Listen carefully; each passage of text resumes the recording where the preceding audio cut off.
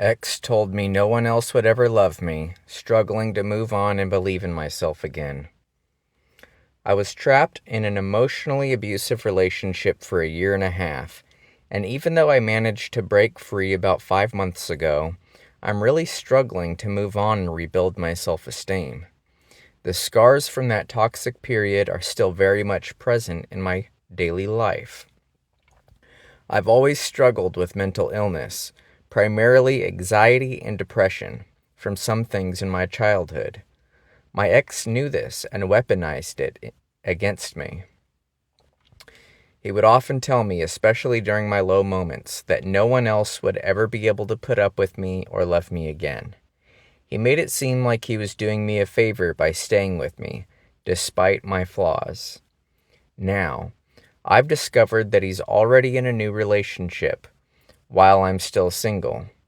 This has hit me hard and makes me question if maybe he was right all along. Am I really as unlovable as he made me feel? The thought that perhaps no one else will ever want me or love me keeps haunting me. I find myself hypercritical of every imperfection I see in myself. Each perceived flaw feels just like one more piece of evidence supporting his cruel predictions. It's as if his voice is still in my head, constantly reminding me that I'm going to end up alone forever. I'm reaching out because I desperately want to break free from these harmful thoughts. Has anyone else dealt with the aftermath of emotional abuse like this and managed to overcome it? How did you rebuild your self-worth and start believing in the possibility of love again? Any advice or personal experience would be greatly appreciated. I'm tired of letting his words control my life and want to start healing. Well, I'm only going to give the perspective of a man. So, if you're a woman listening to this, if anybody's listening to this, take it with a grain of salt. If you're a dude and this story resonates with you, then it's going to be more applicable. So, a few things here. Emotionally abusive relationship, year and a half. You mentioned that you already had anxiety and mental health issues. Being in any relationship with somebody is going to make that worse. So, and you've already, usually when you're young and you have mental health issues or anxiety, it does stem from when you were a child. So you definitely should take it easy and heal from your childhood before trying to move into a relationship where you're basically doing emotional warfare almost 24/7 with somebody, as opposed to when you're single and you're just chilling and healing from whatever it was that you went through. So if you were trapped, you should be glad that you're not trapped anymore. Everything is working out the way it's supposed to. So you managed to break free. Now you need to heal, which means not jumping into another relationship, which in turn, like any wound, time will heal it. And now that you're not doing battle with somebody 24/7, you actually have a chance to heal. So, don't worry about what he's doing. If you're not in the relationship anymore, it's over. Don't worry about it. And the best way that you can prove that you're not worried about him, or because it's over. Best way to prove that it's over is to not speak about it. It's the only way to really prove that it's over, is to not speak about it. And over time, it will become true. Even if inside you're not over it, prove it on the outside by not speaking about him. then it will actually become true over time because you're not breaking the wound open. So if you're hypercritical of every imperfection you see in yourself, it's because you actually have some time to reflect and look at yourself, which is not a bad thing. You can take this time to improve yourself because now you're not focused on the constant emotional warfare of dealing with a relationship. Now you can actually fix the imperfections in yourself. If there's trash all over the ground, it's not going to hurt to clean it. And so perfecting yourself is not a bad thing, especially now that you actually have the time. So as far as rebuilding your self-worth, you're not worth less or more than anybody else around you, than the 8 billion people or whatever it is on the earth. But yes, you will come to an equilibrium over time, for sure, especially if you forego jumping into any new relationships. You know, if you ask anybody who the narcissist is or whatever, or what the ideal situation is, it's not jumping into a new relationship. And this person that you were with is doing that. Don't be that person. Don't be him. Be better. Until you are in a place where you're okay dealing with somebody else's mess, which is what you will be doing. You will be dealing with somebody else's mess if you jump into another relationship. So make sure you're ready. Here's another comment. Well, here's a comment. This person's been through emotional abuse, not by a partner though. It definitely causes low self-worth, like what you're describing. When you've been around someone who's messed with your head long enough, you'll end up believing them. No, you finally have some time to reflect and look at yourself. This low self-worth that people keep speaking about is just a simple looking at the mirror.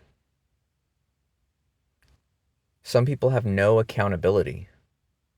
Can't stand to look in a mirror for 2 seconds, which is why they jump from relationship to relationship, because you can't spend 30 seconds with yourself and everybody's a victim and everybody else is a narcissist.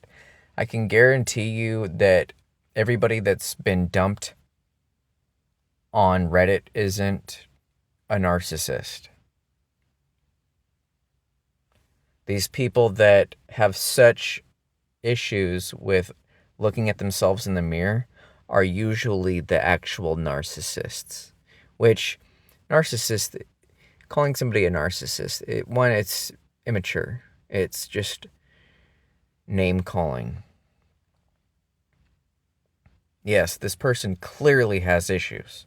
That your ex-boyfriend clearly has issues because he's already jumped into a different relationship and is trying to make you feel a type of way. But you obviously have issues too. And right now, you're seeing some of those issues. And you don't like it. If you don't like it, accept it and work on changing it.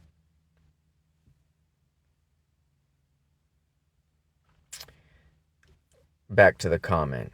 You're not unlovable, and it saddens me to hear that your partner weaponized your mental health against you. He knew you were actively struggling and yet decided to hurt you. See, this is awful. This person is just keeping them in their funk, keeping them in their self pity, and it doesn't actually help. It's not actually going to help you to just sit there and wallow and reflect on how bad the other person was and horrible. Terrible advice.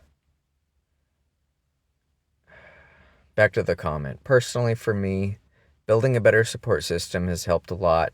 I've cut contact with people who've been hateful towards others and or me. I've experienced at least one weaponizing my struggles with mental health against me. I think these people are hateful at their core, and if they don't get their way with you, they'll take whatever they have to use against you. It's shitty behavior. Correct? But building a support system is fine until your support system reveals their humanity. And when you lose your support system, you're going to be right back to square one. So it's better to sit with all of these things that you're noticing that were wrong with you, that are wrong with you. It's better to work on those things one by one. And you already know what's right. You know you shouldn't be jumping into another relationship. You know. You're not stupid. Everybody knows what's right deep down. It's just they don't like being convicted by what's in their souls. What's in deep down. You know what's right. Nobody has to tell you. You're just looking for validation to keep playing the blame game and pointing fingers. You know better. Here's another comment, and then I'll be done. My late husband used to say that to me all the time. He's been gone 10 years, and I can honestly say he was so wrong. You're fresh from this train wreck. Please give yourself time to heal here. Okay. Perfect. Somebody with some sense.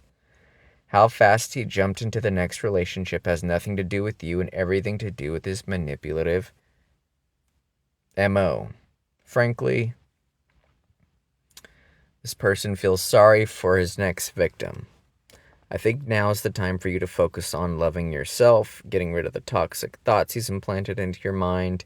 He's wrong. He always was wrong about you. He tried to break you down, but he didn't succeed because you're still standing. So this is just a ass-kissing post. It started okay. Yes, it is absolutely true that his opinion about you or whether or not you can be in those things don't matter. It doesn't reflect on who you are. Other people's opinions, or if they're attracted to you, or if they love you, or whatever, has nothing to do with you. It doesn't matter about his next victim. There's 8 billion people in the world. You can't feel sorry. You can't care about everyone. It's not doable. And as far as loving yourself, I hate the expression love yourself. It's, at best, it's schizophrenic, and at the worst, it's narcissistic. This self-love, it's creepy. Be okay with yourself. You don't need to love yourself. It's creepy, it's gross, it's weird, and it's way too common of a saying, and I don't like it at all.